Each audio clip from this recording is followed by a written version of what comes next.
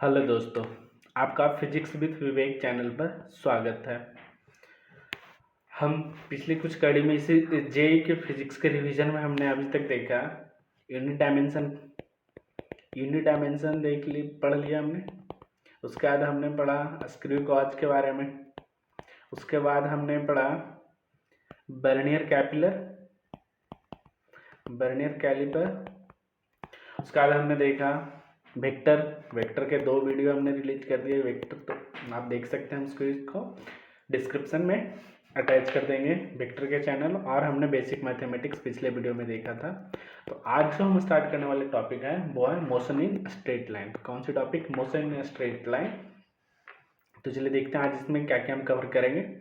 Motion in straight line में आज हम कवर करेंगे मोशन एंड रेस्ट के बारे में पढ़ेंगे, डिस्टेंस एंड डिस्प्लेसमेंट के बारे में पढ़ेंगे, टाइप्स ऑफ मोशन के बारे में पढ़ेंगे, स्पीड के बारे में, velocity, acceleration, equation of uniformly accelerated motion, motion under gravity, displacement time graph, velocity time graph and acceleration time graph के बारे में आज पढ़ाई करेंगे। तो चलिए स्टार्ट करते हैं मोशन एंड रेस्ट से।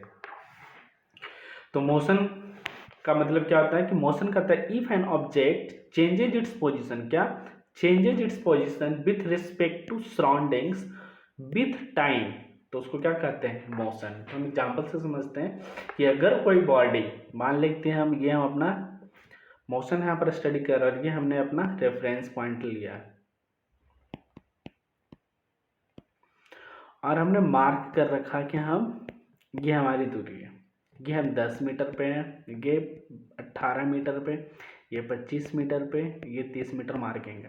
तो हम देखा t=0 सेकेंड पे, t=0 सेकेंड में हम अपने रेफरेंस पॉइंट पे थे। जैसे जैसे समय बढ़ा, 1 सेकेंड हुआ, 1 सेकेंड जैसे ही हुआ तो हम कहाँ पहुँचे? 10 मीटर की दूरी पर पहुँच गए अपने रेफरेंस पॉइंट से। दूसरे सेकेंड में हम 18 मीटर की दूरी पे, तीसरे सेकेंड में हम 25 मीटर की दूरी पे। तो हम देख रहे हैं क्या जैसे जैसे समय चेंज हो रहा है वैसे वैसे हमारा क्या हो रहा है? पोजीशन पहले 10 मीटर पे थे, अब 18 मीटर पे हो गया, 25 मीटर की दूरी पे चले गए। जैसे आप समय बढ़ रहा है 30 मीटर की दूरी पे, हम क्या देख रहे हैं कि समय के साथ क्या हो रहा है? हमारा पोजीशन चेंज हो रहा है। तो ऐसे स्टेट को क्या कहते हैं? मोशन में होना कहते हैं। उसी तरह से रेस्ट क्या है? If an object does not change its position, क्या अपना पोजिशन चेंज नहीं करता है with respect to its surroundings with time terms, तो उसको हम क्या कहते हैं? रेस्ट कहते हैं। कि अगर कोई ऑब्जेक्ट अपना पोजीशन चेंज नहीं करता है समय के साथ या सराउंडिंग के साथ, तो हम उसको क्या कहते हैं? रेस्ट। अब कहता है कि मोशन और रेस्ट जो है वो कैसा? रिलेटिव टर्म, एब्सोल्यूट नहीं है। मतलब कि कोई भी बॉडी या तो मोशन में होगा, ये हम नहीं कह सकते, या रेस्ट में होगा ऑलवेज, ये नहीं कह सकते। तो क्या होता है कि दोनों एक रिलेटिव टर्म है, इंटरडिपेंडेंट एक दूसरे पे। तो कहते हैं इसका मतलब रिलेटिव कहने का मतलब क्या कि एक ऑब्जेक्ट जो which is at rest with respect to one thing and can be in motion with respect to another thing at the same time. Same समय पर एक ऑब्जेक्ट क्या रेस्ट में है और मोशन में भी है। रेस्ट किसी और के रिस्पेक्ट में है, मोशन किसी और के रेस्पेक्ट में है। तो वैसे इससे हम क्या कहते हैं कि मोशन और रेस्ट रिलेटिव टर्म है। जैसे आपने देखा होगा कि एक बिग प्लेटफॉर्म है, रेलवे प्लेटफॉर्म, जब यात्रा करते तो ट्रेन पर बैठा हुआ व्यक्ति, ट्रेन में के अंदर ये डिब्बा है, कंपार्टमेंट है, उसके अंदर एक आदमी बैठा और एक क्या प्लेटफॉर्म पे खड़ा है, और ट्रेन के रिस्पेक्ट में ये क्या है? रेस्ट पोजीशन पे। जबकि इसके रिस्पेक्ट में, मतलब जो प्लेटफॉर्म पे खड़ा आदमी व्यक्ति, उसके रिस्पेक्ट में ये क्या कर रहा है? मोशन। तो एक ही समय पर एक के रिस्पेक्ट में बॉडी क्या आ गया? रेस्ट में, और एक के रिस्पेक्ट में बॉडी मोशन में। तो इस तरह से हम कह सकते हैं कि मोशन और रेस्ट क्या है? रिलेटिव टर्म है, कि हम किसके रिस्पेक्ट में बात कर रहे हैं, उससे हम पता कर पाएंगे कि वो बॉडी क्या है? मोशन में है या रेस्ट में है। अब हम जो फिजिक्स में काइनेमेटिक्स में बात करते हैं वो क्या बात करते हैं कि जितने भी ऑब्जेक्ट जो कंसीडर करते हैं वो कैसा ऑब्जेक्ट होता है? Point object. कैसा ऑब्जेक्ट होता है? Point object. तो पॉइंट ऑब्जेक्ट कहने का मतलब क्या कि अगर कोई object, if the distance travel by an object is very large in comparison to its dimension. मान लेते हैं गाड़ी है, इसके द्वारा डिस्टेंस ट्रेवल किया जा रहा है, मान लिया 18 किलोमीटर, और इसकी साइज क्या है? मान लेते हैं ये 20 मीटर का गाड़ी है। तो 20 मीटर का गाड़ी इसका साइज हो गया, तो इसके साइज से कहीं बहुत ज्यादा इसके द्वारा क्या है? डिस्टेंस ट्रेवल किया जा रहा है। तो हम इस ऑब्जेक्ट को क्या मान सकते हैं कि ये एक पॉइंट ऑब्जेक्ट है। क्या ये एक पॉइंट ऑब्जेक्ट। तो हम पूरे फिजिक्स में क्या पॉइंट ऑब्जेक्ट कंसिडर करके पूरी फिजिक्स पढ़ते हैं। अब हमने पढ़ लिया कि हम ऑब्जेक्ट कैसा पॉइंट ऑब्जेक्ट। अब किस तरह का मोशन होगा, मोशन तो हमने पढ़ लिया कि क्या है कि अगर ऑब्जेक्ट अपनी पोजीशन टाइम के साथ और सराउंडिंग के साथ चेंज कर रहा तो उनको क्या कहते हैं मोशन। मोशन मेनली 3 तरीके के मोशन, कौन कौन सा, 1 डायमेंशनल मोशन, 2 डायमेंशनल मोशन और 3 डायमेंशनल मोशन। तो 1D मोशन क्या करता है कि मोशन कैसा होगा स्ट्रेट लाइन में, मतलब उसका पाथ कैसा होगा, एक स्ट्रेट पाथ होगा। जैसे example motion of block in straight line, object falling under gravity, या motion of a train along a straight track. 2D motion, motion in plane, plane में मोशन करना क्या 2D मोशन के अंदर आएगा। जैसे सर्कुलर मोशन हमने करते थे, सर्कुलर मोशन के ये, तो इसमें दोनों आएगा, 2 पार्ट में करते हैं। मोशन इन स्पेस को क्या कहते हैं 3D मोशन, जैसे अपने पक्षी उड़ते हैं हम, या पतंग उड़ाते हैं, या गैस मॉलिक्यूल्स रैंडम मोशन करते हैं, वो सभी क्या है 3D मोशन है। नेक्स्ट देखते हैं। अब हम जानेंगे कि मोशन कर रहे हैं तो उसके बारे में, उसके बाद देखते हैं डिस्टेंस और डिस्प्लेसमेंट में क्या फर्क पड़ता है। तो हम पहले डिस्टेंस पढ़ के देखते हैं क्या क्या डिस्टेंस क्या होता है। तो डिस्टेंस क्या होता है, length of actual path covered by an object in a given interval of time. मतलब एक दिए हुए समय में जो ऑब्जेक्ट है किस पाथ से जा रहा है उसका एक्चुअल लेंथ क्या है, उस पाथ का लेंथ क्या, उसको हम लोग क्या कहते हैं डिस्टेंस। डिस्टेंस का एक क्या है स्केलर क्वांटिटी, डिस्टेंस क्या है स्केलर क्वांटिटी। तो स्केलर क्वांटिटी कहने का मतलब क्या हो गया, स्केलर क्वांटिटी कहने का मतलब हो गया कि वैसा फिजिकल क्वांटिटी जिसके पास सिर्फ क्या हो मैग्नीट्यूड हो, क्या हो सिर्फ मैग्नीट्यूड। स्केलर क्वांटिटी किसको कहते हैं, वैसा फिजिकल क्वांटिटी जिसके पास मैग्नीट्यूड, उसको हम क्या कहते हैं स्केलर क्वांटिटी। तो डिस्टेंस कहता है कि ये जीरो कभी नहीं हो सकता और नेगेटिव कभी नहीं हो सकता, कब, जब ऑब्जेक्ट मोशन में हो। जब ऑब्जेक्ट मोशन में हो तो डिस्टेंस ना ही जीरो हो सकता और ना ही कभी नेगेटिव वैल्यू हो सकता है। इसका एस यूनिट क्या है मीटर, इसका एस यूनिट क्या है मीटर, इसका सीजीएस यूनिट क्या है सेंटीमीटर, इसका सीजीएस यूनिट क्या है सेंटीमीटर, इसका सीजीएस यूनिट क्या है सेंटीमीटर। डायमेंशनल फार्मूला एल, ये कहता है कि ऑलवेज ग्रेटर देन और equal to magnitude of displacement होगा। डिस्टेंस क्या है या तो बड़ा होगा या तो बराबर होगा डिस्प्लेसमेंट के मैग्नीट्यूड से, कभी भी छोटा नहीं हो सकता। उसका क्या between 2 points there are many paths for distance travel. इसका मतलब समझते हैं कि ये पॉइंट और ये पॉइंट है, इसके बीच का हम डिस्टेंस का पाथ कैसे, ऐसे भी जा सकते हैं, ऐसे भी जा सकते हैं, ऐसे भी जा सकते हैं। हम कहीं यहाँ से रुक के बहुत देर रुके फिर ऐसे ऐसे घूम के जा सकते हैं। तो मतलब 2 पॉइंट के बीच में पाथ डिस्टेंस के लिए हम अलग अलग बहुत सारे पाथ हो सकते हैं, infinite number of path possible हो सकता है। ये बात यहाँ कर रहा है। उसके बाद कह रहा है क्या डिस्प्लेसमेंट जो होगा वो ऑलवेज छोटा होगा डिस्टेंस से या तो उसके बराबर होगा। अब देखते हैं डिस्प्लेसमेंट क्या होता है। तो डिस्प्लेसमेंट कह रहा है क्या shortest distance between the initial and final position of any object during motion. मान लीजिए हमने पाथ ऐसे गए, पहले ईस्ट की तरफ फिर नॉर्थ की तरफ गए, तो इसमें क्या है इसका हमको अगर डिस्प्लेसमेंट तो क्या करेंगे, इनिशियली हम यहाँ पे थे फाइनल यहाँ पे, तो ये दोनों को लाइन जो मिलाने वाली रेखा है ये हमारे लिए क्या होगा डिस्प्लेसमेंट पाथ। तो ये जो डिस्टेंस है सबसे छोटा डिस्टेंस होगा, तो इसी क्या हमारा डिस्प्लेसमेंट इसके थ्रू निकालेंगे। तो क्या कहता है shortest distance between initial and final position of any object during motion is known as displacement. ये कैसा क्वांटिटी है वेक्टर क्वांटिटी, कैसा क्वांटिटी है वेक्टर क्वांटिटी। ये कह रहा है it can be positive zero और negative during the motion of object. जब ऑब्जेक्ट मोशन कर रहा होगा तो क्या उसका डिस्प्लेसमेंट का वैल्यू पॉजिटिव भी हो सकता है, जीरो भी हो सकता है और निगेटिव भी हो सकता है। करता फिर जीरो कब होगा जब इनिशियल और फाइनल पोजीशन क्या है सेम हो जाएगा, तो उसकी डिस्प्लेसमेंट ऑलवेज जीरो होगा, जबकि उस समय डिस्टेंस जीरो नहीं होगा। डिस्प्लेसमेंट निकालते कैसे, del x equal to x2 minus x1। x2 क्या रिप्रेजेंट कर रहा है फाइनल पोजीशन और x1 क्या रिप्रेजेंट कर रहा है इनिशियल पोजीशन। तो displacement equal to final position minus initial position. इसका एस यूनिट क्या metre, CGS unit centimetre, dimensional formula L. तो ये between 2 point there is only one path for displacement which is a straight line joining this 2 point. दोनों point को मिलाने वाली जो straight line होगी वही एक ही पाथ होगा डिस्प्लेसमेंट के लिए। अब देखते हैं इसमें कुछ जो रेगुलर चीज़ें होती हैं, हम कैसे डिस्टेंस डिस्प्लेसमेंट मान लेते हैं। क्या सर्कुलर मोशन के अंदर देखते हैं, क्या हम इसको सर्कुलर मोशन के अंदर देखते हैं कि कैसे सर्कुलर मोशन के, जैसे मान लेते हैं ये एक मोशन करवाएं कि किसी ऑब्जेक्ट को हम सर्कुलर मोशन जिसकी रेडियस आर दी हुई है, रेडियस क्या है आर, तो हमें इसमें क्या दें, क्या डिस्टेंस फाइंड आउट कीजिए एंड डिस्प्लेसमेंट फाइंड आउट कीजिए। क्या distance and displacement find out कीजिए जब हाफ रेवोल्यूशन कंप्लीट हो जाए। क्या हाफ रेवोल्यूशन कंप्लीट हो जाए, और दूसरा 3/4 रेवोल्यूशन कंप्लीट हो जाए, 3/4 रेवोल्यूशन कंप्लीट होने पे। तो मान लेते हैं हम ऑब्जेक्ट यहाँ पे इनिशियली था और फाइनली यहाँ पहुँचा।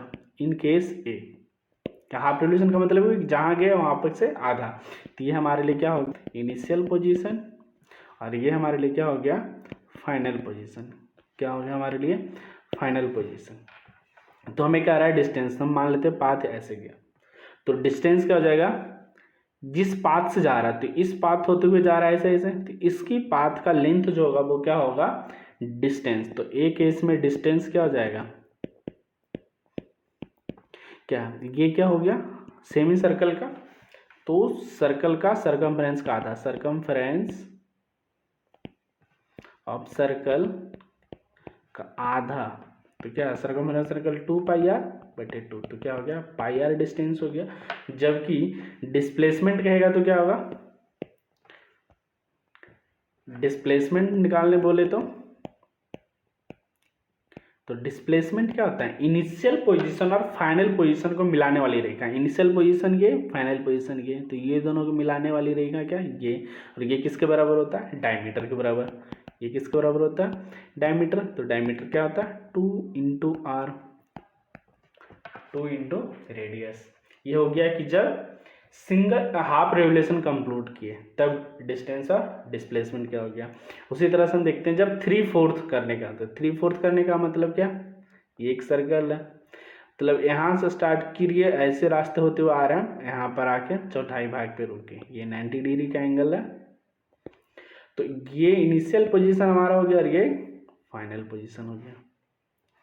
तो हमें एक वाले केस में क्या डिस्टेंस क्या होगा, तो डिस्टेंस जिस रास्ते से आए, इस रास्ते से हम आ रहे हैं ए से बी इस तरफ डायरेक्शन में, तो इसका लेंथ क्या हो जाएगा 3/4 3/4 ऑफ सरकमफेरेंस ऑफ सर्कल, तो 2πr, ठीक क्या हो गया 3πr/2।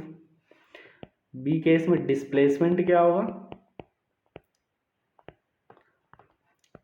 डिस्प्लेसमेंट क्या होगा इनिशियल पोजीशन और फाइनल पोजीशन को मिलाने वाले, इनिशियल पोजीशन ये हमारा क्या इनिशियल पोजीशन ये और फाइनल पोजीशन ये दोनों को मिलाने वाली रेखा क्या है ये, इसका लेंथ क्या होगा। तो हम देख पा रहे हैं कि ये सेंटर पर तो 90 डिग्री का, तो अगर ये रेडियस r है ये r है, तो पाइथागोरस लगाएंगे तो क्या हो जाएगा √2r। तो डिस्प्लेसमेंट किसके बराबर होगा √2 × r के बराबर। आई होप आपको समझ में आएगा कि डिस्टेंस और डिस्प्लेसमेंट कैसे निकालते हैं, ये आपको समझ में आ गया। नेक्स्ट टॉपिक देखते हैं स्पीड। क्या है स्पीड, स्पीड क्या डिफाइन करता है distance per unit time. Speed का मतलब क्या है डिस्टेंस पर यूनिट टाइम। तो स्पीड बराबर क्या लिखेंगे डिस्टेंस डिवाइड टाइम। स्पीड को v रिप्रेजेंट करते हैं, डिस्टेंस को s और ये t, तो s इक्वल टू क्या हो गया vt। तो अब इसमें क्या होगा सिंपल सी चीज़ है में कि अगर वेलोसिटी स्पीड दिया हुआ और डिस्टेंस दिया तो टाइम निकाल सकते हैं, टाइम दिया हुआ वेलोसिटी दिया स्पीड दिया हुआ तो हम क्या निकाल सकते हैं डिस्टेंस निकाल सकते हैं। तो मतलब 3 अननोन है, 3 में से 2 अगर नोन हमें है तो तीसरा अननोन हम क्या कर सकते हैं फाइंड आउट कर सकते हैं। तो स्पीड कैसा क्वांटिटी स्केलर क्वांटिटी, इसका ऐसा यूनिट क्या है मीटर पर सेकेंड। डायमेंशनल फार्मूला क्या है m0LT-1। अब इसमें आता है दो तरह का स्पीड, एक को कहते हैं यूनिफॉर्म स्पीड और दूसरे को नॉन यूनिफॉर्म स्पीड। तो यूनिफॉर्म स्पीड का मतलब if an objects cover equal distance in equal intervals of time, तो इसको हम क्या कहते हैं यूनिफॉर्म स्पीड। मतलब कि किसी का स्पीड मान लेते 2 मीटर पर सेकेंड, यूनिफॉर्म स्पीड मतलब हर सेकेंड 2 मीटर का डिस्टेंस वो ट्रेवल कर रहा है, हर 1 सेकेंड पे कितने का 2 मीटर का डिस्टेंस ट्रैवल किया तो हम उसको क्या कहेंगे, उसकी यूनिफॉर्म स्पीड कितना है 2 मीटर पर सेकेंड। वही जब इक्वल इंटरवल ऑफ टाइम हर एक सेकेंड में अपना डिस्टेंस ट्रैवलिंग चेंज कर देगा। पहले सेकेंड में हम गए 2 मीटर, फिर दूसरे सेकेंड में हमने 4 मीटर चल लिया, तीसरे सेकेंड में हमने 5 मीटर चल लिया। तो हम क्या कर रहे हैं, हर इक्वल इंटरवल ऑफ टाइम में हम देख रहे हैं, तो पहले 2 मीटर चला था पहले सेकेंड में, फिर इसके बाद 1 मीटर चला। तो क्या हो रहा है यहाँ पे कि इक्वल इंटरवल ऑफ टाइम्स में हम अनइक्वल डिस्टेंस चल रहे हैं, तो उसको क्या कहते हैं, नॉन यूनिफॉर्म स्पीड या वेरिएबल स्पीड। या फिर ऐसा भी हो सकता है इक्वल डिस्टेंस चले अनइक्वल इंटरवल ऑफ टाइम में, तब भी हम उसको क्या कहेंगे, नॉन यूनिफॉर्म स्पीड और वेरिएबल स्पीड। अब सबसे जो आता है एवरेज स्पीड, क्या होता है average speed, ratio of total distance travelled by the object to the total time taken. मतलब एवरेज स्पीड बराबर हम लिखेंगे तो क्या लिखेंगे, total distance by total time. कितना वो अपनी पूरी जर्नी में डिस्टेंस ट्रेवल किया और कितना समय लिया, उसको हम क्या लिखेंगे, एवरेज स्पीड। तो इसके ऊपर जो मेन प्रॉब्लम, फंडामेंटल प्रॉब्लम इसमें क्या कि पहला प्रॉब्लम केस आता है, if A particles travel s1 s2 and s3 with speed v1 v2 v3, तो हम एवरेज स्पीड क्या लिखेंगे। तो एवरेज स्पीड के लिए क्या चाहिए, टोटल डिस्टेंस। तो टोटल डिस्टेंस क्या है, s1 plus s2 plus s3 divide. अब स्पीड और डिस्टेंस, तो हमें नीचे में क्या चाहिए, टोटल टाइम। तो टाइम कैसे निकालेंगे, अभी हम पढ़े थे क्या, s equal to V T, तो t इक्वल टू क्या हो गया, s बाई टी वी। तो टोटल पहले के लिए क्या टाइम हो जाएगा t1, तो t1 कैसे लिखेंगे, s1 बाई v1, क्या लिखेंगे s1 by v1 plus t2 के लिए s2 बट्टे v2 प्लस t3 के लिए s3 बट्टे v3। तो एवरेज स्पीड निकल गया total distance by total time. अब इसमें केस का मान लेते हैं कि s1 दो का ही मान रहा है, तो s1 equal to s2 with velocity, तो डिस्टेंस क्या हो जाएगा, इसी को कर लेते s प्लस एस डिवाइड होते s बट्टे v1 प्लस s बट्टे v2, तो 2s हो गया, नीचे s इंटू 1 बट्टे v1 प्लस 1 बट्टे v2 हो गया ये, तो s कैंसिल हो गया, तो क्या निकल के आ गया 2v1 v2 divide by v1 plus v2। जब डिस्टेंस इक्वल होगा और वेलोसिटी अलग अलग होंगे तो एवरेज स्पीड कैसे लिखेंगे, 2v1 v2 divide by v1 plus v2। अगर यही रहता 3 रहता तो कैसे लिखते, 3 के केस में कैसे लिखेंगे हम, तो 3v1 v2 v3 बटे 2 का पेयरिंग करेंगे टोटल, तो v1 v2 plus v2 v3 plus v3 v1। तो ये क्या हो गया कि जब 3 पार्ट्स ऑफ डिस्टेंस वो सभी इक्वल होंगे और अलग अलग वेलोसिटी से चलेंगे तीनों इक्वल डिस्टेंस को, तब एवरेज स्पीड क्या होगा, 3v1 v2 v3 divide by v1 v2 plus v2 v3 plus v3 v1। Next case में क्या है कि if A particles travel with v1 v2 v3 during time interval t1 t2 t3, तब average speed कैसे लिखेंगे। तो average speed का formula क्या जानते हैं, total distance by total time. तो टोटल डिस्टेंस, डिस्टेंस हमको मालूम नहीं बट दिया हुआ क्या, वेलोसिटी और टाइम, तो हम डिस्टेंस निकाल सकते हैं। तो डिस्टेंस क्या होता है, s equal to B T. तो हम क्या लिखेंगे, पहले पार्ट के लिए t1 टाइम इंटरवल के v1 into T one plus v2 into T two plus v3 into T three divide by total time, तो t1 plus t2 plus t3।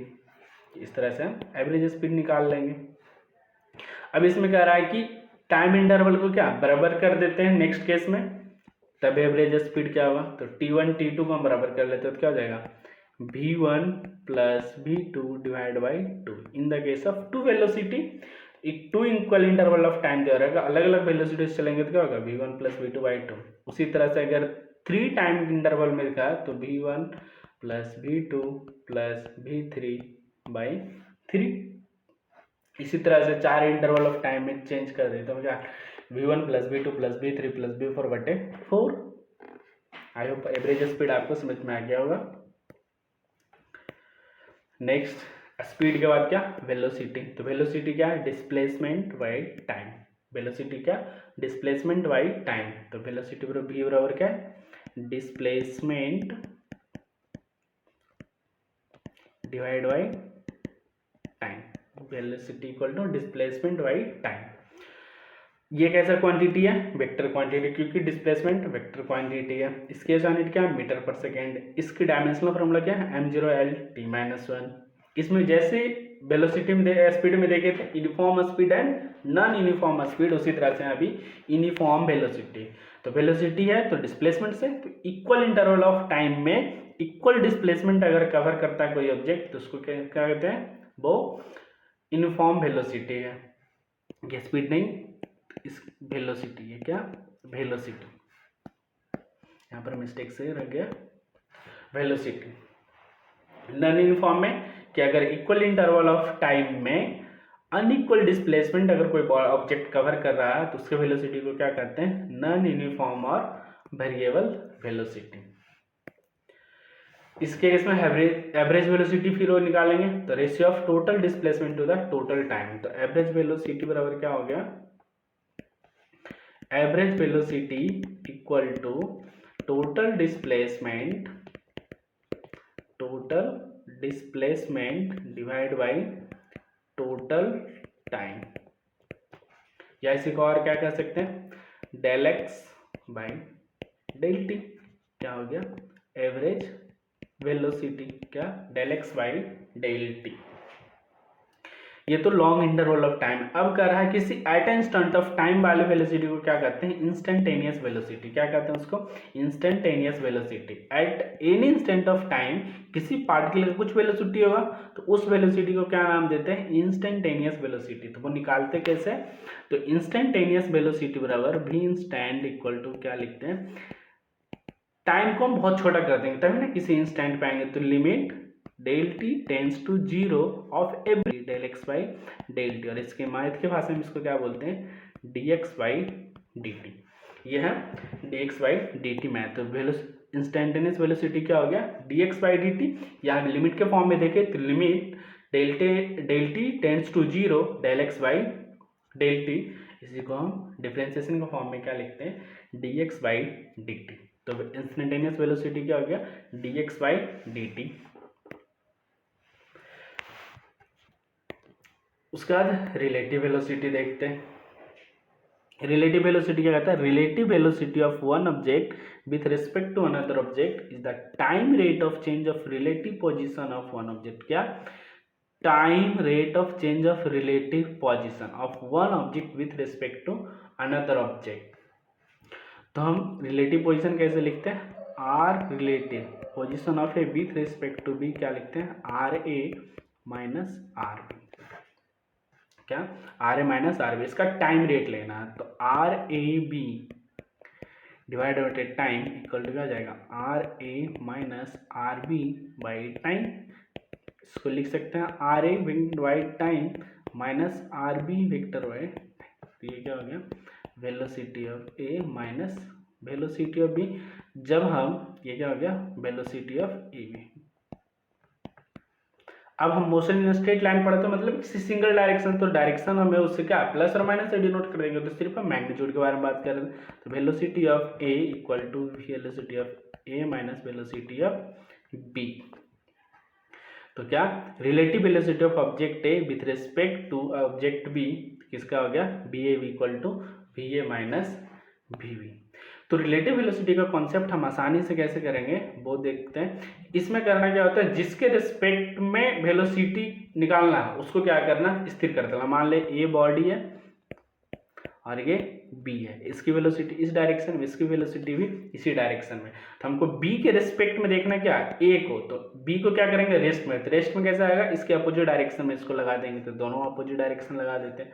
तो क्या हो गया, ये जीरो हो गया, रेस्ट में आ गया। ये क्या हो गया, दोनों अपोजिट डायरेक्शन में है। तो यहाँ पर क्या हो जाएंगे, अगर ये वेलोसिटी ए है और ये वेलोसिटी बी, तो दोनों सब्ट्रैक्ट हो जाएंगे, एक प्लस में तो एक माइनस में। तो B A minus B B आसानी से ऐसे लिख सकते हैं अगर नहीं समझ में आ रहे तो। क्या करना है, जिस ऑब्जेक्ट के रिस्पेक्ट में आपको वर्क करना है उस ऑब्जेक्ट को रेस्ट में डाल देना है और दूसरे ऑब्जेक्ट को सिंगल ऑब्जेक्ट मान के हम फिर उसको स्टडी कर सकते हैं। इसमें तीन केस। पहला केस में क्या आ रहा है कि दो ऑब्जेक्ट जब सेम डायरेक्शन में मूव कर रहे हैं, ये ऑब्जेक्ट ए है, इसकी वेलोसिटी इस डायरेक्शन में, ऑब्जेक्ट बी ये, दोनों की डायरेक्शन क्या है, सेम। तब रिलेटिव वेलोसिटी क्या होगा, हम किसके रेस्पेक्ट में पूछ रहा है, बी के रेस्पेक्ट में। तो बी को हम रेस्ट में डालने के लिए क्या करेंगे, velocity of B opposite direction में लगाएंगे, तो दोनों पे लगाएंगे, तो ये हो गया रेस्ट में। अब बचा ये, तो इसकी क्या हो गया, B A equal to B A minus B B. तो जब सेम डायरेक्शन में रहेंगे तो रिलेटिव वेलोसिटी क्या हो जाता है, दोनों को अगर सब्ट्रैक्ट कर देंगे तो रिलेटिव वेलोसिटी एक दूसरे के रेस्पेक्ट में। जबकि अपोजिट डायरेक्शन में वेलोसिटी ए ऑब्जेक्ट और ये बी ऑब्जेक्ट इस डायरेक्शन में आ रहा है, ये वी ए और ये बी। तो बी के रेस्पेक्ट में निकालना है, इसको रेस्ट में डालने के लिए क्या करना पड़ेगा, इधर वेलोसिटी ऐड करना पड़ेगा, इसको भी इधर करना पड़ेगा। तो क्या हो गया, ये 0 हो गया तो रेस्ट में आ गया। अब इसको क्या हो गया, दोनों सेम डायरेक्शन में, तो सेम में है, तो क्या हो जाएगा, V A B equal to V A plus दोनों जुड़ जाएंगे, नेट वेलोसिटी क्या हो गया, दोनों का सम के बराबर। अब यही कह रहा है जब एंगल पे होंगे, बी बी वी ए। अब हम वेक्टर पढ़ चुके हैं दोनों का वेक्टर, तो हम क्या रिजल्टेंट में पढ़ते हैं, तो रिलेटिव वेलोसिटी ऑफ ए क्या हो जाएगा, root over V A square plus V B A square minus 2 VA cos theta, दोनों के बीच का एंगल। अब हमें डायरेक्शन निकालना है, तो डायरेक्शन भी निकल जाएगा किसके, बी के रेस्पेक्ट में। तो tan अल्फा मान लेते हैं, तो क्या हो जाएगा, B A sine theta divide बटे B B plus V A sine theta, just like vector addition. इस तरह से हम रिलेटिव वेलोसिटी निकाल लेंगे। अब देखते हैं, आपने वेलोसिटी पढ़ा और स्पीड पढ़े, उससे पहले हमने डिस्टेंस डिस्प्लेसमेंट पढ़ा था। तो डिस्टेंस कहता है स्केलर क्वांटिटी और डिस्प्लेसमेंट वेक्टर क्वांटिटी। तो यहाँ पर क्या पढ़े, मैग्नीट्यूड, क्या, मैग्नीट्यूड ऑफ डिस्प्लेसमेंट क्या कहलाता, डिस्टेंस, क्या कहलाता, डिस्टेंस। और हम ये भी पढ़े थे कि डिस्टेंस जो होता है always greater than equal to magnitude of displacement होता है। तो हम यहाँ से क्या कर सकते हैं, डिस्टेंस बाई टाइम लिखें, is greater then displacement by time. तो क्या हो गया, डिस्टेंस बाई टाइम को एवरेज स्पीड, तो average speed is greater then, इसको क्या, एवरेज वेलोसिटी, उसकी मैग्नीट्यूड। तो क्या हम ऐसे भी लिख सकते हैं फिर इसको कि average speed divide by ratio क्या हो गया, ग्रेटर देन ऑलवेज 1 होगा। अगर average velocity divide by average speed का रेशियो तो लेस देन 1। उसी तरह से डिस्टेंस बाय डिस्प्लेसमेंट का रेशियो ऑलवेज ग्रेटर देन और equal to 1, displacement by distance का लेस देन 1। इस तरह से दोनों का रेशियो भी कभी पूछा जाता है, वो भी कर लेते, ये भी हो सकता है यहाँ से। नेक्स्ट देखते हैं, इंस्टेंटेनियस के बारे में हम देख रहे थे, क्या, इंस्टेंटेनियस। हाँ, तो हम क्या देख रहे थे, वेलोसिटी बराबर हमने भी पढ़ा, क्या, लीनियर मोशन पढ़ रहे हैं, तो हम velocity equal to D x by D T, यहाँ पढ़ा हमने velocity equal to D x by D T. जब स्ट्रेट लाइन मोशन होगा तो velocity is nearly equivalent to, always हर स्ट्रेट लाइन में वेलोसिटी और स्पीड क्या होते हैं, सेम होते हैं। अगर हमें आ गया, अगर x as a function of time दे दे, x as a function of time, तो हमें वेलोसिटी निकालना है, तो क्या करेंगे, dx बाई डी टी। तो ये हो गया क्या, डिस्प्लेसमेंट से वेलोसिटी निकालनी। जब हमें वेलोसिटी दे रहेगा तो हम डिस्प्लेसमेंट, तो इसको ऐसे भी लिख सकते हैं, dx equal to we D T. तो दोनों तरफ क्या करेंगे, इंटीग्रेशन कर देंगे, t इक्वल टू 0, तो यहाँ पर कुछ x1 होगा, टाइम t इक्वल टू ये x2 होगा, तो ये करेंगे तो क्या हो जाएगा, x2 minus x1 equal to integration from g2 to v dt।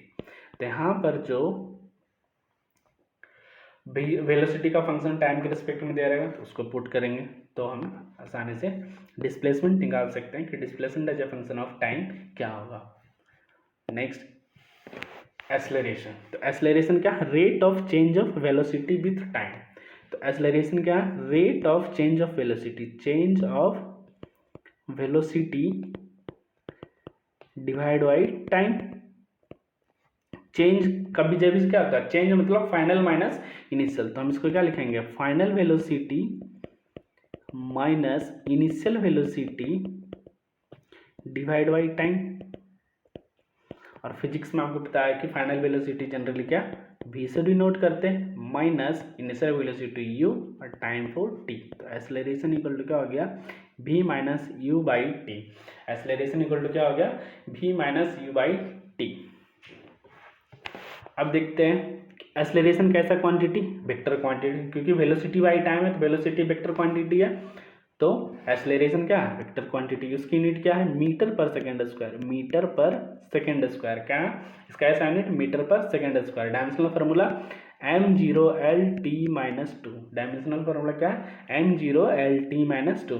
अब क्या होता है, ड्यूरिंग द मोशन एक्सेलरेशन क्या क्या हो सकता है, पॉजिटिव भी हो सकता है, जीरो भी हो सकता है, नेगेटिव हो सकता है। एक्सेलरेशन क्या क्या, पॉजिटिव भी हो सकता है, जीरो भी हो सकता है और नेगेटिव भी हो सकता है। तो पॉजिटिव एक्सेलरेशन का मतलब क्या हुआ, देखते हैं। तो पॉजिटिव एक्सेलरेशन का मतलब क्या रहा है, velocity increases with time. Positive acceleration का मतलब वेलोसिटी इंक्रीज विथ टाइम। हमने अभी क्या पढ़ा था, acceleration equal to v minus you by T. Acceleration positive का मतलब एक्सेलरेशन का वैल्यू क्या, ग्रेटर देन जीरो। तो क्या हो गया, v minus U is greater than zero, T से मल्टीप्लाई तो v is greater than you, मतलब कि फाइनल वेलोसिटी ऑलवेज क्या है, इनिशियल वेलोसिटी से बड़ा। मतलब जैसे जैसे समय बीतेगा वेलोसिटी क्या बढ़ रहा है, फाइनल वेलोसिटी यहाँ देख रहे हैं क्या बढ़ रहा है। तो पॉजिटिव एक्सेलरेशन का मतलब v is greater than you, मतलब final velocity should be greater than the initial velocity. ये zero acceleration means velocity is uniform. तो अभी हमने क्या देखा है, वेलोसिटी ग्रेटर, तो अब इसको क्या करते हैं, जीरो के बराबर कर देते हैं। तो a इक्वल टू क्या है, v minus you by T which equal to zero. तो क्या यहाँ से निकल के आ गया, v इक्वल टू यू, मतलब इनिशियल वेलोसिटी और फाइनल वेलोसिटी समान है, इसी को कहते हैं यूनिफॉर्म मोशन होना। तो इसका आ गया जीरो एक्सेलरेशन। नेगेटिव एक्सेलरेशन, इसका दूसरा नाम क्या, रिटार्डेशन। उसका मतलब क्या, velocity is decreasing with time. तो वो देखते हैं मैथमेटिकली कैसे, कहने का मतलब a इक्वल टू क्या, v minus you by time, negative मतलब लेस देन जीरो। क्या हो गया, v minus U is less than zero, then v is less than you, मतलब फाइनल वेलोसिटी क्या हो रहा है, कम हो रहा है, इनिशियल वेलोसिटी मतलब कि हमारा वेलोसिटी टाइम के साथ क्या डिक्रीज कर गया। यूनिफॉर्म एक्सेलरेशन मतलब कि अगर ऑब्जेक्ट का change in velocity equal interval of time में इक्वल रहे तो उसको क्या कहेंगे, यूनिफॉर्म एक्सेलरेशन। अगर इक्वल इंटरवल ऑफ टाइम में change in velocity unequal amount में हो तो उसको क्या कहेंगे, नॉन यूनिफॉर्म एक्सेलरेशन। उसको क्या कहते हैं, नॉन यूनिफॉर्म एक्सेलरेशन। अब एवरेज एक्सेलरेशन का बात आता है तो क्या कहते हैं, if a particle is accelerated for a time t1 with acceleration a1, मतलब t1 इंटरवल ऑफ टाइम के लिए उसका एक्सेलरेशन क्या है a1, और for time t2 interval acceleration उसका e2। तो एवरेज एक्सेलरेशन क्या होगा, तो एक्सेलरेशन क्या है, change in velocity by time. तो चेंज इन वेलोसिटी पहले में कितना जाएगा, a1 इंटू t1 प्लस दूसरे में a2 इंटू t2 बटे total time t1 plus t2। इस तरह से एवरेज एक्सेलरेशन निकाल सकते हैं, क्या a1 t1 plus a2 t2 बटे t1 प्लस t2। उसी तरह से अब इंस्टेंटेनियस एक्सेलरेशन का, तो हम क्या जानते हैं, एक्सेलरेशन इक्वल टू अभी पढ़े थे change in velocity by time. तो ये क्या है, एवरेज।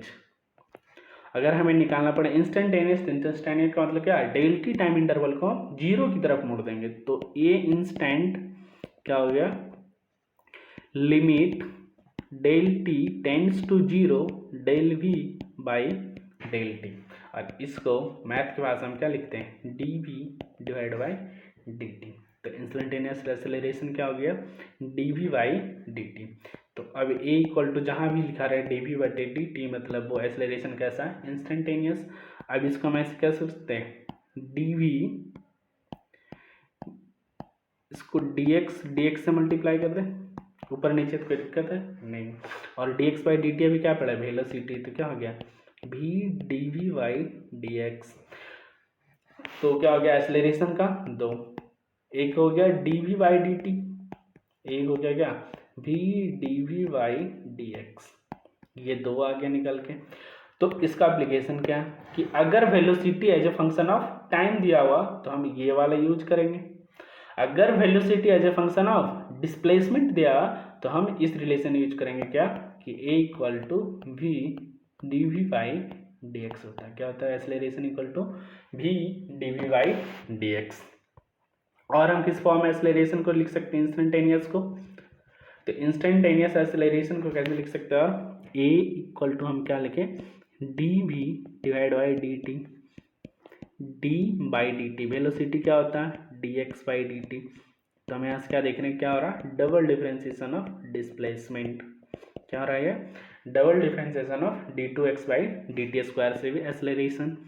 तो अगर हमें क्या एक्स डिस्प्लेसमेंट दिया हुआ as a function of time, x as a function of time, तो हम वेलोसिटी कैसे निकालेंगे? D x by D t. Velocity आ गया as a function of time फिर से, तब एक्सेलरेशन क्या हो जाएगा? तो a equal to d we by D T. तो हम क्या हो गया? डिस्प्लेसमेंट से लेके किधर पहुंच गए? एक्सेलरेशन को कैसे करके? डिफरेंशिएशन करते हुए। और हम जानते हैं कि अगर वेलोसिटी दिया हुआ तो ये कैसे निकालते हैं? वेलोसिटी दिया हुआ as a function of time तो d x by D t लिखते हैं। तो हम डिस्प्लेसमेंट कैसे निकालते हैं? डी एक्स का integration from v D t, time interval 0 से लेके x1 और ये t से x2। तो हम क्या देखें कि हम वेलोसिटी अगर दिया हुआ है फंक्शन ऑफ टाइम तो हम डिस्प्लेसमेंट भी निकाल सकते हैं। अब देखते हैं कि अगर हमें acceleration as a function of time दिया रहा है तो a इक्वल टू हम अभी क्या पढ़े? D we by D T. तो इसको भी लिख सकते हैं a d t equal to d v, दोनों तरफ इंटीग्रेशन कर देंगे।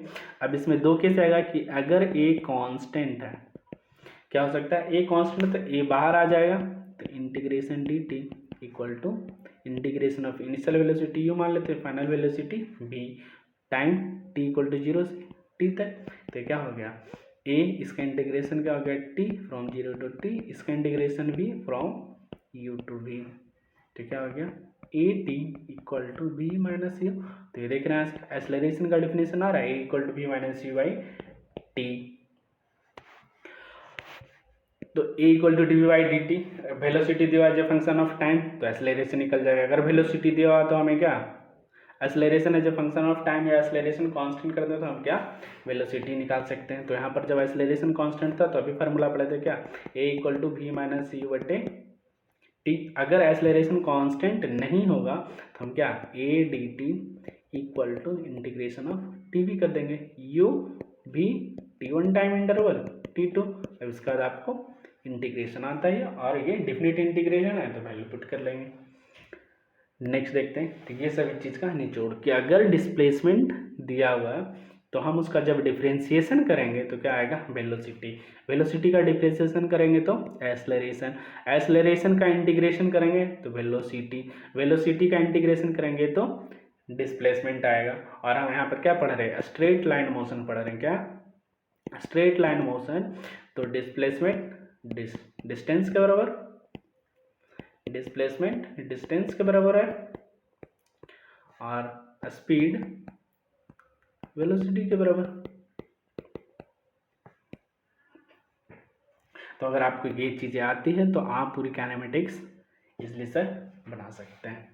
क्या कि डिस्प्लेसमेंट को डिफरेंशिएट करेंगे तो वेलोसिटी आती है, वेलोसिटी को डिफरेंशिएट करेंगे तो एक्सेलरेशन, एक्सेलरेशन को इंटीग्रेट करेंगे तो वेलोसिटी, और वेलोसिटी को इंटीग्रेट करेंगे तो डिस्प्लेसमेंट निकलेगा। अब बात आता है equation of uniformly accelerated. Uniformly accelerated motion का मतलब कि कांस्टेंट एक्सेलरेशन। क्या? Constant acceleration. कि एक्सेलरेशन का वैल्यू क्या होगा? कांस्टेंट होना चाहिए। एक्सेलरेशन का वैल्यू क्या था? कांस्टेंट। तो अगर हम मान लेते हैं कि ये कांस्टेंट है तो इससे रिलेटेड मोशन में तीन इक्वेशन है। पहला क्या? v equal to u plus a t, v equal to u plus a t. तो v उसमें क्या? फाइनल वेलोसिटी, v क्या? फाइनल वेलोसिटी, u क्या? इनिशियल वेलोसिटी, u क्या? इनिशियल वेलोसिटी, और एक कांस्टेंट तो ही है, और t टाइम को डिनोट करा।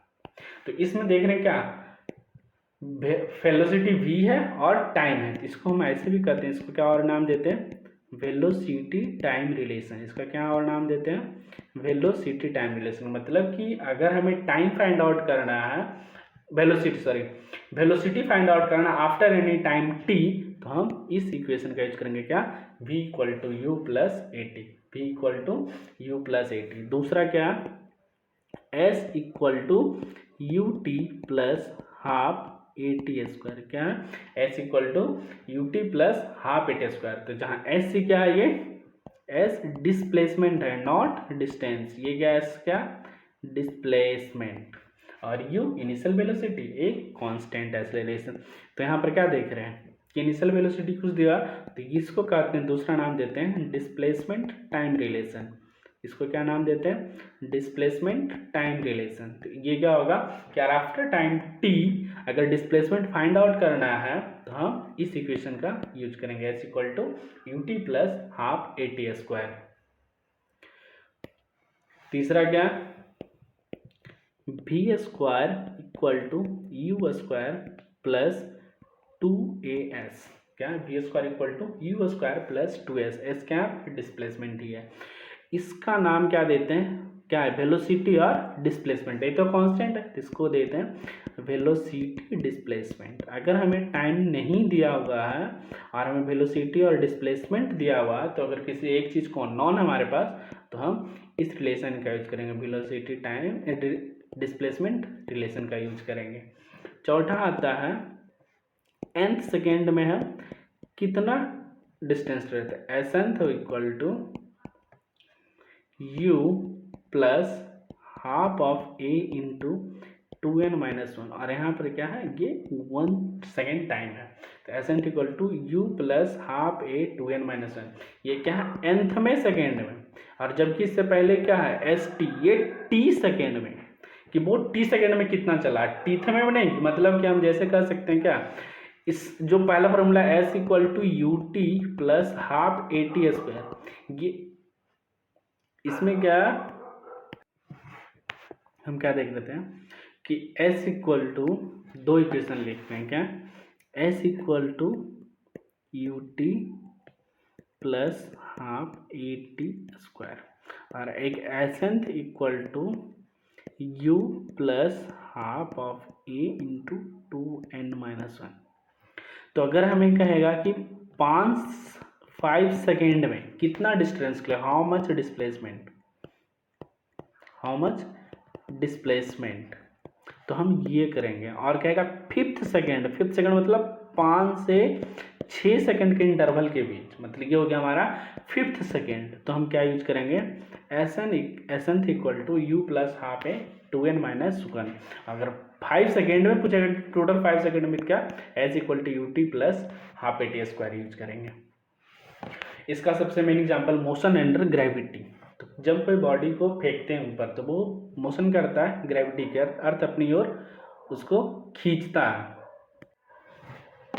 मोशन अंडर ग्रेविटी में देखेंगे तो पृथ्वी अपनी ओर नीचे ऑलवेज किसी भी ऑब्जेक्ट को -g acceleration due to gravity. तो ए इक्वल टू यहाँ क्या हो गया, -g। ऑलवेज क्या अपनी तरफ खींचती, तो ऑलवेज -g लेंगे। हमारे यहाँ पर कन्वेंशन क्या है कि जब बॉडी ऊपर जाए तो प्लस और ये तो माइनस, तो एक्सेलरेशन की डायरेक्शन ऑलवेज g, तो e का value always -g। Either body upward पे फेंके या डाउनवर्ड फेंके। तो अब इक्वेशन ऑफ मोशन क्या हो जाएगा, v equal to u plus a t लिखते हैं। जब a इक्वल टू क्या हो जाएगा -g, तो v इक्वल टू क्या हो जाएगा, u minus G T use कर लेंगे, बस ऐसे ट्रांसफॉर्म करेंगे। दूसरा क्या है, s equal to u t plus half a t square. जब अपवर्ड मोशन करेगा तो क्या, u t minus half g t square हो जाएगा। अपवर्ड करें डाउनवर्ड करें, हमें चेंज करना क्या, डिस्प्लेसमेंट और वेलोसिटी की चीज़ों को चेंज करेंगे, ना कि जी ऑलवेज नीचे की डायरेक्शन में लगता। हम जितने भी प्रॉब्लम यहाँ पे सॉल्व करेंगे, चाहे हम यहाँ जो बात करें, वो कन्वेंशन क्या है कि अपर डायरेक्शन को हमने प्लस माना और नीचे की डायरेक्शन को माइनस। तो जी ऑलवेज नीचे की डायरेक्शन में लगेगा, बॉडी चाहे अपवर्ड जाए चाहे बॉडी डाउनवर्ड मोशन कर रहा हो, तो g ऑलवेज क्या होगा, नीचे ही लगेगा। तो हम g का वैल्यू क्या लेंगे, ऑलवेज एक्सेलरेशन का वैल्यू -g के। फिर उसी तरह से v square equal to u square plus 2as है, तो a का वैल्यू -g, तो v square equal to u square -2gs हो जाएगा। इस तरह से मोशन अंडर ग्रेविटी के क्वेश्चन को करेंगे। उसमें मेन इंपॉर्टेंट कुछ फार्मूले जैसे क्या कि बॉडी को मैक्सिमम हाइट पे, मतलब किसी बॉडी बॉल को, ऑब्जेक्ट को हमने अगर यू वेलोसिटी से फेंका, क्या यू वेलोसिटी से फेंका, तो वो जाके क्या होगा, एक मैक्सिमम हाइट पर पहुंच के वो रिटर्न हो जाएगा। तो मैक्सिमम हाइट पर क्या हो जाती है उसकी वेलोसिटी 0। तो इसमें आता है कि कितना मैक्सिमम हाइट रीच कर सकता है और इसको इस हाइट तक पहुंचने में कितना टाइम चाहिए। तो time taken to reach the maximum height क्या होता है, u बाई जी के बराबर। क्या होता है, u बाई जी के बराबर। और इसी को हाइट के फॉर्म में लिखते हैं तो 2h by g, 2h by g, square root of 2h by g. Maximum height क्या हो जाएगा, यू स्क्वायर बाई 2g।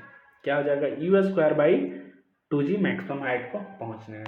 अब इसमें क्या करता है कि एक अलग से प्रॉब्लम आती है, इसको याद रखें। A ball is dropped from a building of height h and it reaches after t second on the earth from the same building if 2 balls are thrown. एक को ऊपर की डायरेक्शन में फेंक रहे हैं और एक को नीचे की डायरेक्शन में, सेम वेलोसिटी u से फेंकेंगे तो वो अर्थ पे t1 टाइम के बाद पहुंचता है जिसको अपवर्ड फेंक रहे हैं, और t2 टाइम में जिसको डाउनवर्ड फेंक रहे हो अर्थ पे पहुंच रहा है। तो t1 t2 के बीच का रिलेशन क्या होगा, t equal to square root of t1 into t2, t equal to square root of t1 into t2।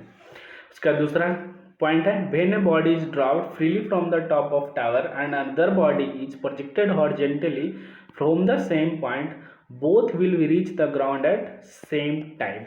मतलब क्या कर रहा है कि एक ऐसे है, इसको हमने डायरेक्ट ड्रॉप कर दिया और एक को हमने यहाँ से हॉरिजॉन्टली फेंका, तो इस बॉल को ऐसे गिरे, चाहे ये t1 टाइम ले रहा है और ये t2, तो ये जो टाइम होंगे वो क्या होगा, t1 इक्वल टू t2, क्योंकि time to reach maximum height, तो या मैक्सिमम हाइट से ग्राउंड पे आने का टाइम क्या, रूट ओवर 2h बटे जी, और ये h हाइट दोनों केस में क्या है, समान, दोनों का समय क्या लगेगा, सेम।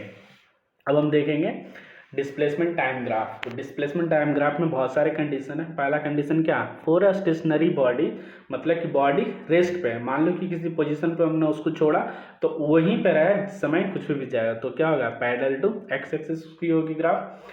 डिस्प्लेसमेंट टाइम का ग्राफ कैसा होगा, पैरेलल टू एक्स एक्सिस। कहने का मतलब स्लोप क्या हो गया, 0, स्लोप 0 हो गया, तो बॉडी डिस्टेंस है तो क्या हो गया, वेलोसिटी कौन 0, वेलोसिटी क्या हो गया 0। तो अब यहां से याद रखेंगे कि slope of displacement time graph, क्या, डिस्प्लेसमेंट टाइम ग्राफ क्या देता है, वेलोसिटी।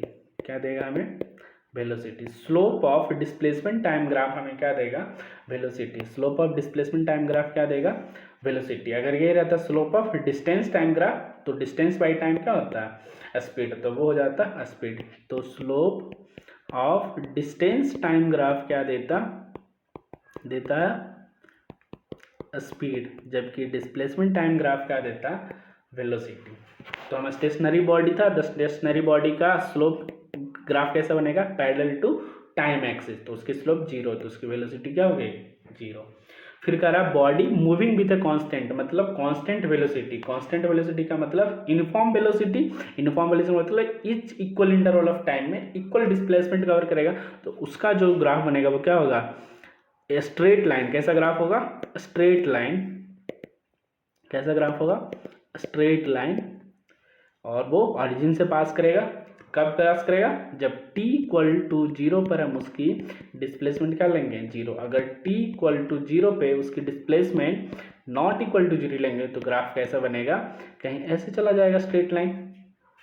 तो इसका भी स्लोप फाइंड आउट करेंगे, मतलब 2 इंटरवल दे दिया, हम देख लेते हैं, 2 इंटरवल ऐसे दे दिया, तो इसके स्लोप 2 पॉइंट के बीच, यहाँ पर एक ट्रायंगल बन गया, ये डिस्टेंस मालूम हो जाएगा, ये डिस्टेंस, ये एंगल थीटा है, तो ये एंगल थीटा, तो स्लोप निकल जाएगा। तो उसे क्या निकाल लेंगे, वेलोसिटी। क्या निकाल लेंगे, वेलोसिटी। अब कह रहा body moving with constant acceleration, body moving with constant acceleration, तो उसका डिस्प्लेसमेंट टाइम ग्राफ कैसा है, एक पाराबोला बनेगा। कैसा नेचर का होगा, पाराबोलिक नेचर। कैसा नेचर का होगा, पारा। तो हम कैसे देख सकते हैं इसको, एस इक्वल टू हम क्या पढ़े थे, you t plus half a t square, A greater than 0 है, तो एस और टी के बीच, तो हमने पैराबोला में क्वाड्रेटिक में पढ़ा था कि y equal to x square plus b x plus c, ऐसा है। तो इसका जो ग्राफ बनता है वो क्या अपवार्ड पैराबोला बनता है। अब टाइम लेस देन जीरो नहीं हो सकता तो हम नहीं कर सकते, तो इसकी ग्राफ कैसा बनेगा, एस और टी है सेम एनालॉजी की तरह। तो क्या होगा डिस्प्लेसमेंट पैराबोला नेचर का बनेगा इस तरह का। तो ये क्या है ए ग्रेटर देन जीरो। वही कह रहा है जब कांस्टेंट रिटार्डेशन हो, a is constant but which is less than zero, तो ये कैसा डाउनवर्ड पैराबोला की तरह बनेगा। तो ये क्या हो रहा है डाउनवर्ड पैराबोला की तरह बन रहा है। उसका क्या body moving with infinite velocity, उसकी वेलोसिटी क्या है इन्फिनाइट, बट ऐसे इन्फिनाइट वेलोसिटी किसी बॉडी का पॉसिबल नहीं हो सकता। बट अगर ऐसा कभी हो जाए तो इसकी ग्राफ कैसे बनेगा पैरेलल टू बाई एक्सिस और perpendicular to the time axis, उसका ग्राफ बनेगा डिस्प्लेसमेंट टाइम के अंदर।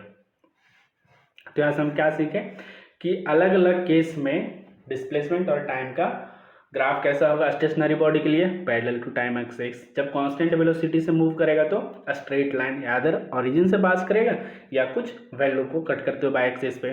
फिर अगर कांस्टेंट एक्सेलरेशन तो पैराबोलिक नेचर होगा, अगर पॉजिटिव होगा तो वे क्या अपवार्ड पैराबोला बनाते होगे, अगर एक्सेलरेशन का वैल्यू क्या है नेगेटिव होगा तो डाउनवर्ड पैराबोला बनाते होगे, और इनफाइनाइट वेलोसिटी से होगा क्या पैरेलल टू डिस्प्लेसमेंट एक्सिस और परपेंडिकुलर टू टाइम एक्सिस।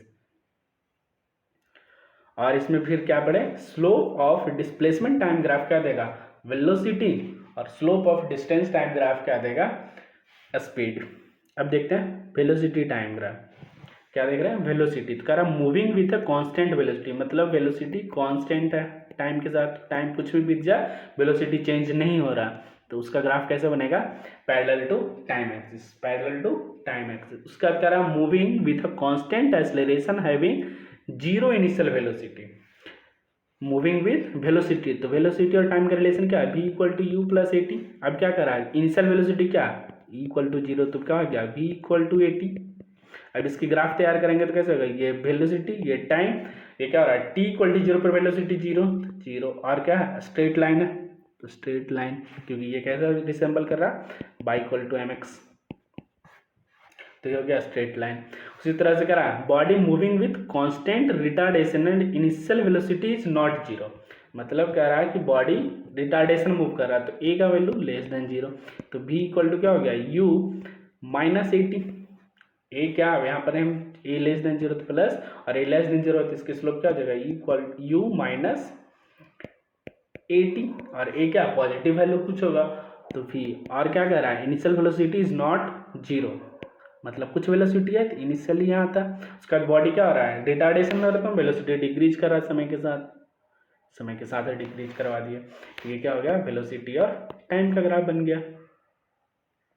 उसी तरह से अगर जीरो इनिशियल वेलोसिटी रहता है तो क्या करते हैं, अगर जीरो इनिशियल वेलोसिटी नेक्स्ट क्या कह रहा है moving with a constant retardation with zero initial, तो क्या हो जाता है इनिशियल जीरो रहता है ये, और इसकी वेलोसिटी डिक्रीज होती रहती और इसकी स्लोप कांस्टेंट, वो एक निगेटिव वैल्यू आएगा। तो और moving with increasing acceleration, acceleration क्या हो रहा है ऑलवेज इंक्रीज कर रहा है, तो इसकी ग्राफ क्या होगा पैराबोलिक नेचर का टाइम के साथ। तो अब हम यहाँ से देखेंगे क्या क्या सीख रहे हैं। स्लोप ऑफ वेलोसिटी टाइम, क्या वेलोसिटी टाइम क्या देगा एक्सेलरेशन, क्या देता है acceleration, slope of velocity time क्या देगा एक्सेलरेशन। जबकि अगर यहाँ से हम क्या करें एरिया बात करें, area under velocity time graph, area under velocity time graph क्या देता है डिस्प्लेसमेंट, क्या देगा डिस्प्लेसमेंट। तो अगर ये वेलोसिटी टाइम ग्राफ है और हम मान लेते हैं कि ये ओरिजिन से चालू हो रहा है स्ट्रेट लाइन बना रहा है, तो इसके अंदर जो एरिया आएगा क्या ये जो एरिया है ये क्या बता रहा है डिस्प्लेसमेंट, क्या बता रहा है ये डिस्प्लेसमेंट। तो इसका एरिया क्या है एक राइट एंगल ट्रायंगल है तो 1/2 × पी टी हो जाएगा, यहाँ से यहाँ तक की हाइट वेलोसिटी और ये टाइम, तो इसके एरिया क्या होगा 1/2 इंटू वी टी, तो वो क्या होगा डिस्प्लेसमेंट। और इसकी मैग्नीट्यूड को हम लोग क्या बोलते हैं डिस्टेंस, तो डिस्टेंस भी सेम होगा, यहाँ पर डिस्टेंस और डिस्प्लेसमेंट दोनों सेम होगा। अगर फिर आगे दूसरी तरह करा कि निगेटिव में भी वेलोसिटी क्या हो रहा है निगेटिव भी हो रहा है, तो मतलब अगर ऐसा रहा,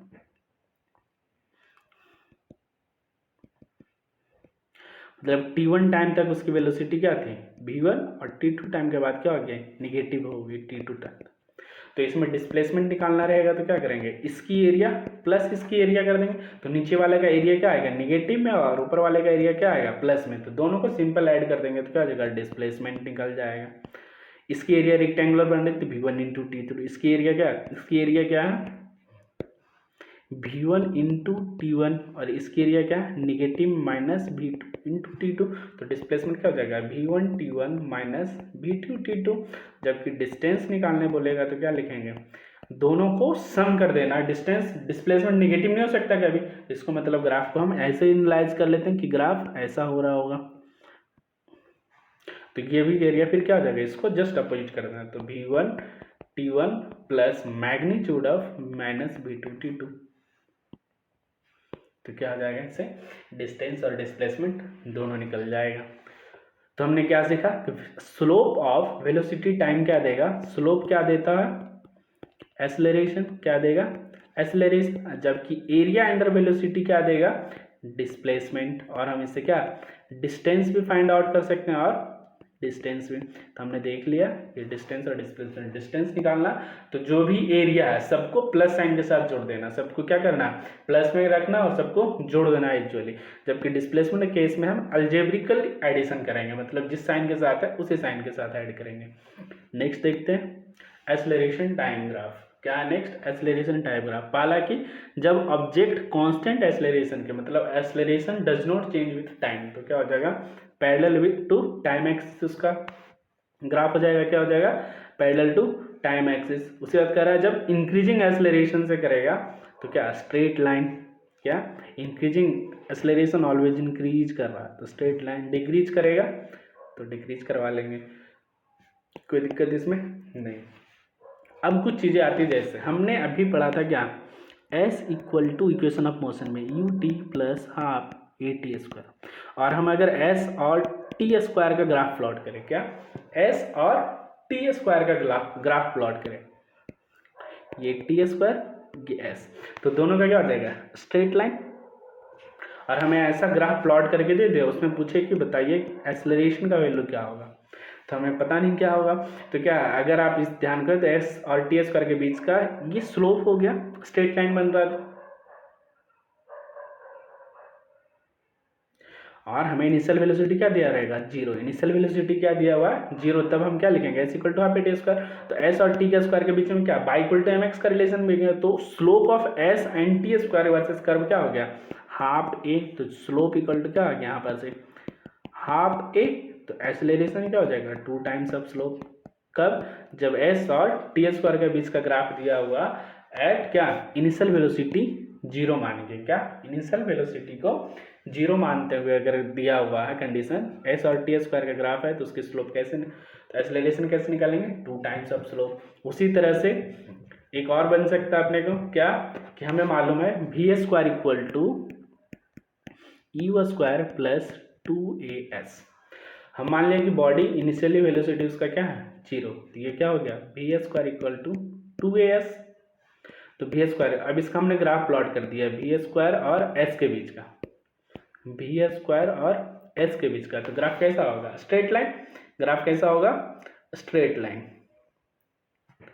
ग्राफ कैसा होगा स्ट्रेट लाइन, तो इसका स्लोप जो होगा किसके बराबर हो जाएगा 2a के बराबर, तो स्लोप किसके बराबर 2a, तो यहाँ से भी हम क्या निकाल सकते हैं एक्सेलरेशन, तो ऐसा भी क्वेश्चन पूछा जा सकता है आपसे कि वी स्क्वायर एस के बीच का ग्राफ प्लॉट करा जाए तो आपको स्लोप फाइंड आउट करें, तो बोले कि बॉडी का एक्सेलरेशन क्या है उस बॉडी का, उसी तरह से एस इक्वल टू डिप्ला उस केस में बताए, तो आपसे इस तरह का भी क्वेश्चन पूछ सकता है। नेक्स्ट क्या पूछ सकता है, तो हमने भी देखा था कि डिस्प्लेसमेंट को जब डिफ्रेंशिएट करेंगे तो क्या मिलेगा वेलोसिटी, वेलोसिटी को डिफ्रेंशिएट करते हैं तो एक्सेलरेशन, तो हमने देखा था अगर x as a function of time दिया हुआ है तो क्या लिखेंगे, v equal to D x by D t, और acceleration equal to d we by D t, और ये v d we by D x भी होता है, और ये किसके बराबर हो सकता है, d two x by D t square. तो अगर हमें दिया हो रहा है कि acceleration as a function of displacement दिया हुआ है, acceleration as a function of displacement दिया है, तो हम क्या करेंगे, इसमें कौन सा यूज करेंगे, d v d we by D x equal to f x. तो यहाँ से क्या निकाल लेंगे, velocity as a function of displacement, और वेलोसिटी को क्या जानते हैं, D x by D T. तो हम यहाँ से क्या निकाल सकते हैं, एफ एक्स हो गया। तो हम यहाँ से कर सकते हैं क्या कि displacement as a function of time निकाल सकते हैं, क्या displacement as a function of time निकाल सकते हैं। जब displacement as a function of time आ गया तो velocity as a function of time भी आ जाएगा। जब velocity as a function of time आ गया तो क्या उसको डिफरेंशिएशन करेंगे तो acceleration as a function of time आ जाएगा। तो आपसे इस तरह का भी क्वेश्चन किया जा सकता है। तो हम आज देखते हैं कि क्या क्या सीखें। मोशन रेस्ट के बारे में, दोनों में अंतर क्या है, motion and rest, distance displacement, distance और डिस्प्लेसमेंट के बारे में हमने सीखा। तो डिस्टेंस कैसा क्वांटिटी है, स्केलर, और डिस्प्लेसमेंट वेक्टर। फिर हमने स्पीड वेलोसिटी के बारे में देखा, स्पीड है वेलोसिटी के बारे में। तो इसमें इंस्टेंटेनियस वेलोसिटी तो एक तो भी इंस्टेंट, और क्या हमने पढ़ा, D x by D T.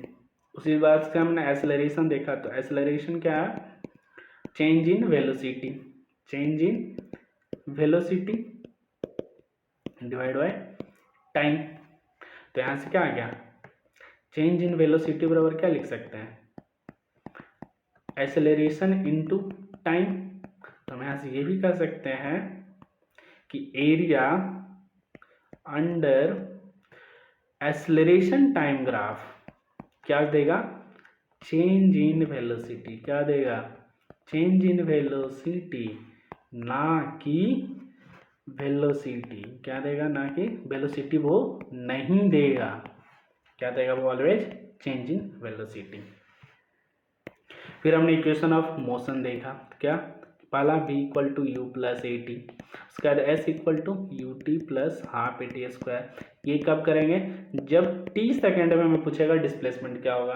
फिर हमने देखा v square equal to u square plus two s, v square equal to u square plus two s. फिर हम एस एन बराबर क्या देखें, u plus half into two n minus one. Thank you for watching this video. Please like, share and subscribe, and give your valuable feedback in comment section, जिससे हम अपनी चीज़ों को और सुधार सकें, आपके लिए और अच्छे से हम इसको प्रिपेयर कर सकें। Thank you.